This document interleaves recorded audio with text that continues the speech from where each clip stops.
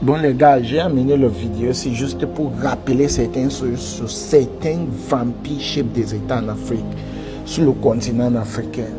Voilà Ibrahim Traoré.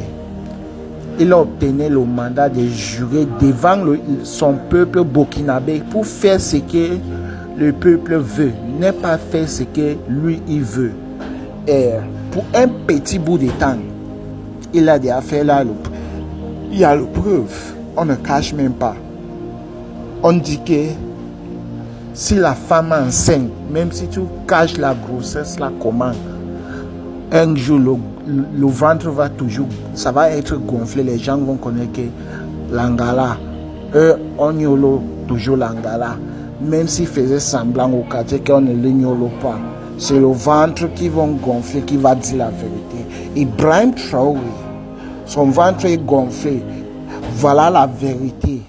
On ne parle pas parce qu'on veut parler ou parce qu'on critique les chefs des États africains.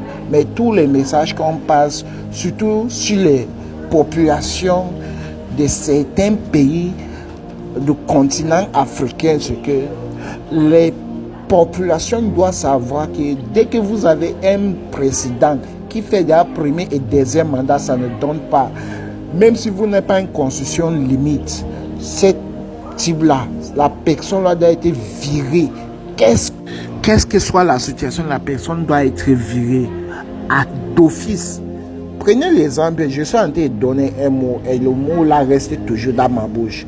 Le type qui a la grosse tête au Gabon, je vous jure, le type là va être au pouvoir plus que même son oncle Obiangema, Oligui Nguema. Le type là, tout ce qui manigance, en fait, s'il est là pour les bons, pour construire le Gabon, pour que le Gabon soit bon, ça soit au niveau des peuples, de ce que le peuple veut, il peut caler là-bas. On ne critique pas les présidents en Afrique parce que on veut les critiquer. On dit juste la vérité de ce qu'ils font et ce qu'ils ne font pas. On a les pays africains qui sont les pays les plus corrompus, et le plus riche et le plus pauvre au monde. Bon, tous ces gens-ci, Ibrahim Traoré, il a déjà échappé au moins 20 combien de coups d'assassinat. Il est toujours au pouvoir. C'est pour vous dire quoi? Qu'il est béni par Dieu et par ses ancêtres, que qu'est-ce que soit, il est venu au pouvoir pour changer son pays.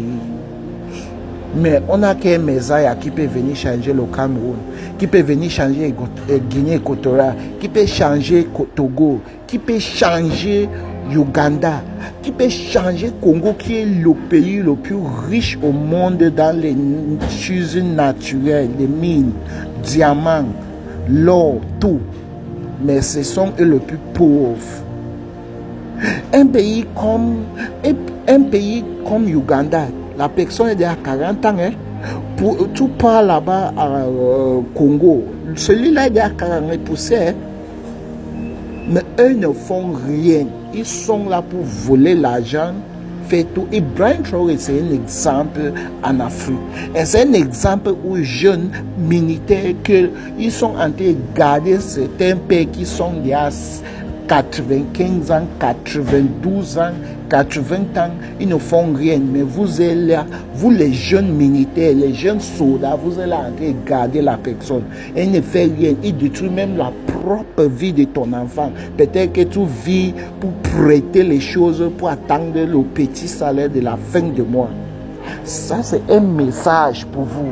Ça, c'est un message que ce message, c'est pour que vous partagez et étudiez et prenez une leçon sur le message d'Ibrahim Traoré. Parce qu'on sait qu'on a les futurs présidents qui sont en Afrique. C'est les jeunes qui vont se lever, les futurs